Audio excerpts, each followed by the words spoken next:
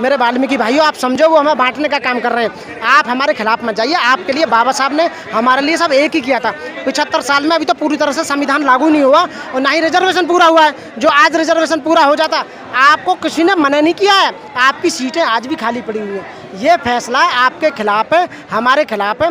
मैं ये कहूँगा कि कुछ लोग हमेशा बिक जाते हैं, तो मैं कहूँगा कुछ लोग हमारी जातियों में से, हमारे एससी जाति में से, मैं कहूँगा उन्हें ये आरोप लगाना चाहूँगा कि वो बिक चुके हैं और डिवाइन एंड रूल का शिकार हो चुके हैं। 24x7 नीलम बोध के साथियों, आज हम दिल्ली के जंतर मंतर पर, जी हाँ, वही दिल्ली का जंतर मंतर जहाँ से देश के हर शोषित पिछड़े की आवाज़ बुलंद होती है और कहीं ना कहीं सत्ता पक्ष से वो लोग सवाल करते हैं कि जिस तरह से सत्ता पक्ष या तमाम मनुवादी लोगों के द्वारा लोगों पर एट्रोसिटी होती है, उसके खिलाफ लोग जंतर मंतर से अपनी आवाज़ उठाते। साथियों, आज जंतर मंतर पर आने का हमारा उद्देश्य ये है क्योंकि पिछले दिनों जिस तरह से जो 18वीं लोकसभा का जो रिजल्ट आया, उससे ठीक एक दिन पहले परम पूज्य बाबा साहब की जो मूर्ति है वो संसद भवन से हटा दी गई और उसी को लेकर तमाम बहुजन समाज में बहुत बड़े स्तर पर नाराजगी है और उसी को लेकर आज जंतर मंतर पर एक बहुत बड़ा प्रदर्शन हुआ था। मेरे साथ में एडवोकेट मनोज जी हैं, किसी परिचय के मोहताज नहीं है, बड़ी दबंगाई से अपनी बात को रखते, तो उन्हीं से जानने का प्रयास करूंगी। मनोज जी, जिस तरह से हम देख रहे हैं वकील साहब, लगातार आंदोलन भी हो रहे हैं, लोग अपनी आवाज़ को मुखर तरीके से रख रहे हैं, लेकिन सत्ताधारी लोग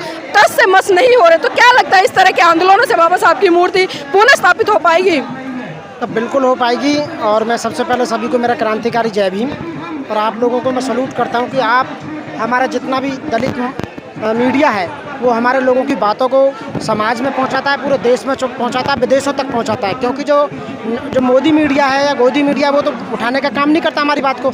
आप जैसे महान लोग हैं वो धन्यवाद के पात्र हैं। सलूट करता हूं मैं कि आप लोग रात दिन मेहनत करके समाज में से जा के एक एक बात को, एक क्रूतियों को, बुराइयों को और जितने भी विरोध प्रदर्शनों को लेकर समाज के सामने लेके आते हैं। और हमेशा दिल्ली में इसलिए आते हैं क्योंकि देश की राजधानी है, यहाँ से पूरे देश में प्रचार होता है हर बात का। तो मैं कहना चाहूँगा कि आज जो लोग यहाँ पर आए, हमारा भी एक दल है, all India SC/ST advocate welfare organisation है, जिसके अंदर कई हज़ार एडवोकेट काम करते हैं। हमारा भी एक बहुत बड़ा यहाँ दल आया और ये केवल इसलिए विरोध प्रदर्शन करने आया कि बाबा साहब ने कहा था कि आप गलतवाद का विरोध जरूर करना, वरना विरोध नहीं करोगे तो आपकी बात सुनी नहीं जाएगी। बाबा साहब की जो प्रतिमा को हटाने का जो रीज़न है, जहाँ तक मैं कैलकुलेशन है मेरी, वो ये है कि वहाँ 14 अप्रैल को संसद मार्ग पर कई लाख लोग, वहाँ लोग एक मेला के रूप में वहाँ अपनी ताकत को दिखाने का काम करते हैं। बाबा साहब को यानी कि धन्यवाद देने आते हैं, बाबा साहब की पूजा करने आते हैं, फूल माला चढ़ाने आते हैं, स्पर्श करने आते हैं। और वहाँ पर हमारा साहित्य बिकता है और हमारी जो जनरेशन है, छोटे छोटे बच्चे आज जो पिछले कई सालों से कंटिन्यू आ रहे हैं, उन्हें आदत बन चुकी है, उन्हें मैसेज जाता है दिल्ली से पूरे देश के अंदर कि वहाँ बाबा साहब का एक बहुत बड़ा मेला लगता है। उस मूर्ति को वहाँ से हटाकर जो सौंदर्यकरण के नाम पर बहाने को मूर्ति को उठाकर पीछे ले जाना, या ये एक्सेप्शन में कहना कि हमने सारी मूर्ति हटा दी, रीज़न ये नहीं है। वो मूर्ति समाज के पैसे की मूर्ति थी, दलितों SCयों के पैसे की मूर्ति थी और उस मूर्ति को लगाने वक्त हज़ारों कई सौ महिलाएं जेल में गईं और वो जेल में जब प्रेग्नेंट भी थी तो कई बच्चे पैदा हुए जो आज भी जिंदा हैं और उनके जो पति थे कई मरे भी, कई सालों जेल में रहे। तो उस मूर्ति जो अष्ट धातु की मूर्ति बनी, मूर्ति के पीछे एक कारण है। एक हमारा, जैसे ये कहते हैं ना, राम और भगवान और दुनिया भर के हमारा ये जो धर्म का हमारी अपनी वो है, आस्था है, तो ऐसे इस मूर्ति में हम दलितों की, SCयों की, STयों की और बहुजनों की आस्था है। वकील साहब, क्या कारण है? क्योंकि अक्सर हम देखते हैं कि भारत देश में सबसे ज़्यादा अगर हम मूर्तियों की बात करें तो परम पूज्य बाबा साहब की मूर्ति लगी हुई, लेकिन जो मूर्तियाँ टारगेट कर करके तोड़ी जा रही है, चाहे रात के अंधेरे में हो, दिन के उजाले में, तो बाबा साहब की मूर्तियाँ तोड़ दी। और वही प्रकरण जिस तरह से संसद भवन में, तो क्या लगता है ये प्रकरण कब तक चलता रहेगा उन लोगों की तरफ जो कहीं ना कहीं जाति के आधार पर बाबा साहब की पद प्रतिष्ठा को कम कर देते हैं? बिल्कुल कर देते हैं। मैं ये कहूँगा जिन कामों को गवर्नमेंट नहीं करती है उनको तो कोर्ट के द्वारा कराया जा रहा है, और जो कोर्ट नहीं कर रहे उन्हें न्यायालय के द्वारा कराया। अल्टीमेटली SC लोगों को दबाने का काम किया जा रहा है। 75 साल में जो 15% रिजर्वेशन में से आज तक 7% रिजर्वेशन नौकरी में पूरा हुआ, और उसको पढ़ लिख कर आप लोग और हम लोग जो आए और वो आवाज़ उठाने का काम कर रहे हैं, उन्हें जलन होती है, उन्हें डर है कि जो हमने इन लोगों की 90% संपदा को जो काबू कर लिया है, ये कल जब ज़्यादा तेज हो जाएंगे तो ऐसा नहीं कि हमें बदल दें और उसे छीनने का काम करें। तो मैं इस पर यह कहूँगा कि मूर्ति का जो विरोध प्रदर्शन है वो बिल्कुल सही है और मूर्ति ने लगानी पड़ेगी, ऐसा नहीं, ये लगानी पड़ेगी मूर्ति, उसी गेट पर लगानी पड़ेगी।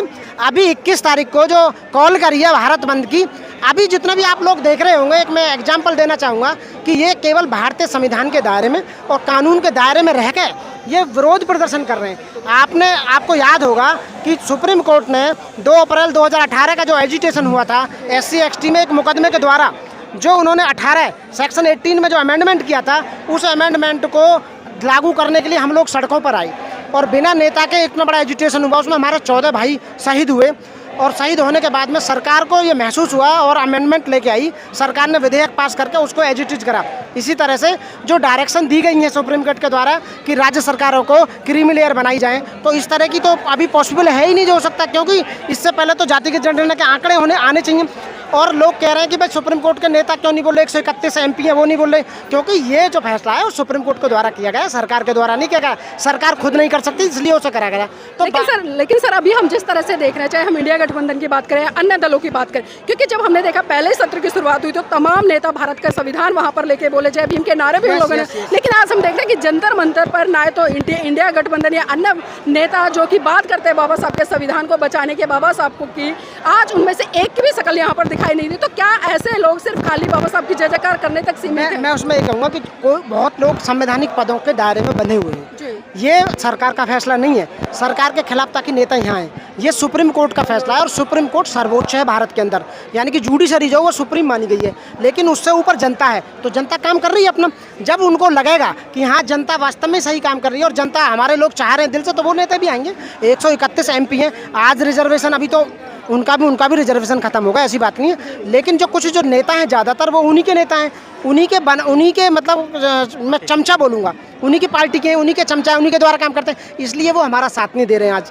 लेकिन कुछ लोग जी, अभी आपने आरक्षण की बात करी और अभी हमने देखा कि 1 तारीख को सुप्रीम कोर्ट की तरफ से वो बिल पारित किया गया जिसमें कि जो SC/ST एक्ट है उसमें कोटे में से कोटा, और उसी के तहत हमने देखा कि समाज में एक बहुत बड़ी खाई बन गई है दो समाज को लेकर, एक जाटा समाज है और एक वाल्मीकि समाज। क्योंकि अभी 3 दिन पहले दिल्ली के जंतर मंतर पर वाल्मीकि समाज के लोगों ने एक प्रदर्शन किया और वो जो प्रदर्शन हुआ वो सुप्रीम कोर्ट का जो डिसीजन है उसके फेवर में किया। तो सर क्या लगता है, जो लोग ये कह रहे हैं कि जो जाटा समाज है, चमार समाज है और वाल्मीकि का आरक्षण खा रहा है, तो क्या ऐसे लोग समाज को बांटने का काम नहीं कर रहे हैं? मैं इसमें ये कहना चाहूँगा बहन जी कि डिवाइड एंड रूल अंग्रेजों की पॉलिसी थी। सुप्रीम कोर्ट और सरकारों के द्वारा सुप्रीम कोर्ट के द्वारा हमें डिवाइड एंड रूल का शिकार किया जा रहा है। वो हमारे जो वाल्मीकि भाई हैं वो उसका शिकार हो चुके हैं। मैं फिर कहूँगा कि 15% रिजर्वेशन में से आज तक 7% 75 साल में लागू हुआ है, 8% आज भी बकाया है। उसे क्यों नहीं लेते आप 8% को? जब आप पढ़ लिख नहीं सकते, बाबा साहब के द्वारा बनाए हुए रिजर्वेशन को लेने के लिए बाबा साहब ने कहा था पहले शिक्षित बनोगे तभी तो रिजर्वेशन ले पाओगे।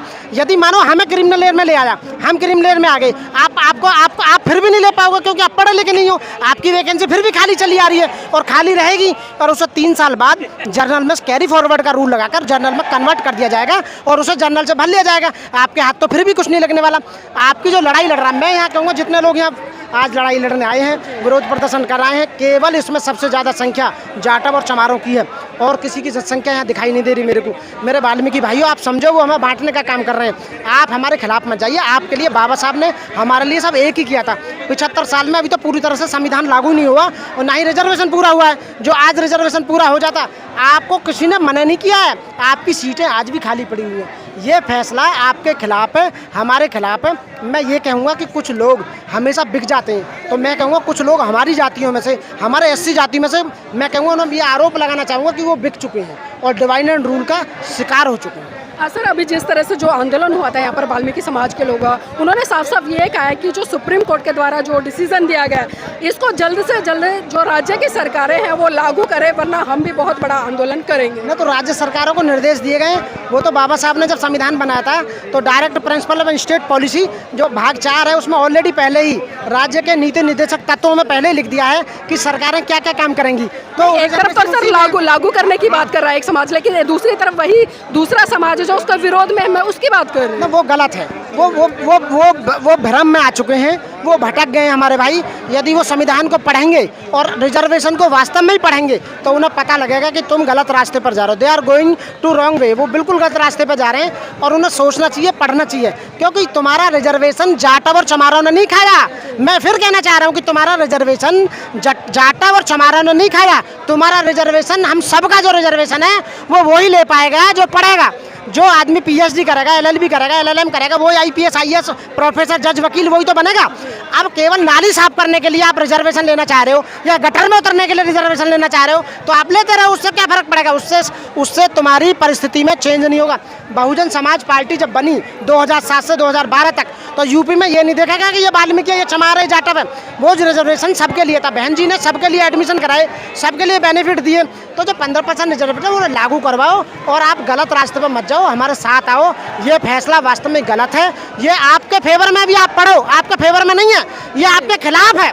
यदि आप इसे पढ़ोगे तो ये आपके खिलाफ है, क्योंकि आपका इससे भला होने वाला नहीं है। आप समझो जिस बात को हम कहना चाह रहे हैं। कुछ लोग जो खुश हो रहे हैं वो गलत है, बिल्कुल गलत है, बिल्कुल। जी बहुत बहुत धन्यवाद सर हमारे साथ जुड़ने के लिए। और देखिए जिस तरह से सर ने बिल्कुल साफ कर दिया है, जो लोग आज इस आरक्षण बिल को लेकर चाहे लड्डू बांट रहे हैं, खुश हो रहे हैं, वो लोग एक बात को समझने का प्रयास करें, क्योंकि जब भारत देश में चाहे आरक्षण को लेकर या बहुजनों के मुद्दों को लेकर आंदोलन किए जाते हैं, वो सबसे बड़ा जो ज़्यादा संख्या जनबल दिखाई दे वो जाटा या चमारों का दिखाई देता है। तो साथियों अगर इन लोगों ने आंदोलन करना छोड़ दिया तो जो बचा कुचा भी आपका आरक्षण है वो भी चला जाएगा। तो आज आपकी नैतिक ड्यूटी बनती है कि सुप्रीम कोर्ट का जो निर्णय है उसके बहकावे में ना आकर, RSS के बहकावे में ना आकर, बल्कि अपने भाइयों के साथ में बैठकर सार्वजनिक रूप से चर्चा करें, एक मंथन करें कि आखिर ये डिसीजन किस लिए दिया गया और किस लिए नहीं दिया है। क्योंकि समझदारी से काम लेंगे तभी आपका भला होगा, अन्यथा तो आप समाज में पहले से बटे हुए हैं और बढ़कर रह जाएंगे और अपने अस्तित्व को भी खत्म कर देंगे।